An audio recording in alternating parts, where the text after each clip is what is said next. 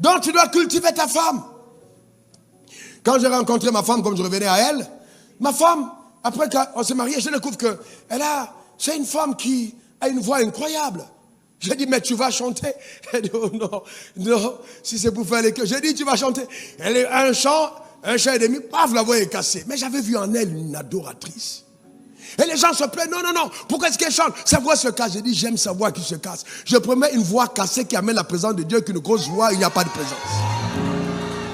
Et donc j'avais vu quelque chose. Je l'ai encouragé, je l'ai coaché. Et plus tard, pendant qu'on prie, pendant qu'on échange, j'ai dit, tu sais que tu es une bonne enseignante. Oh. Et non. C'est pas parce que tu es pasteur que je vais être pasteur, chérie. Non, c'est pas possible. Tu es gentil, mais c'est pas mon truc. C'est pas mon truc. J'ai dit, ok, il n'y a pas de souci. C'est pas ton truc. D'accord? Ce n'est pas ton truc, mais je suis un leader. Donc quand tu es un leader sur ta famille, tu es à même de détecter le potentiel des gens. Ça veut dire que tu la portes en prière, tu ne forces rien, tu commences à parler, tu commences à prophétiser, tu commences à appeler. Et à un moment, tu lui donnes juste 5 minutes pour dire exhorte sur le front. Et elle commence à... Après, parle de ci. Vous savez, beaucoup d'entre vous disent, oh, j'aime la complicité de arriver avec sa femme. Mais frère, on étudie ensemble. Ah non, sérieux. Prépare son message, elle est dans son bureau, je suis dans mon bureau, à la maison. J'ai dit, on se retrouve, on discute. Je prépare mon message, on discute. Je vais avoir un avis contraire de quelqu'un d'intelligent. De quelqu'un qui me dit, non, ce point-là, je pense qu'il faut que tu présentes ça de la sorte. Donc quand je viens dans la cohérence, j'ai eu le temps d'avoir quelqu'un qui est en face de moi et qui peut me donner un avis contraire. Donc je ne peux pas avoir quelqu'un à mes côtés qui ne me donne pas son avis, ça ne m'est pas profitable parce que c'est mon aide.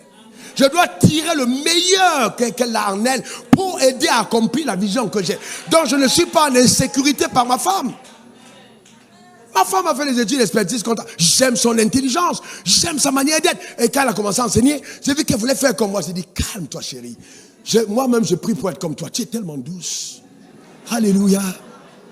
Amen. Amen. Amen. Voyez-vous? Donc, quand les gens se disent, le pasteur il est trop choc, on se dit, au moins maman elle est calme, elle est posée.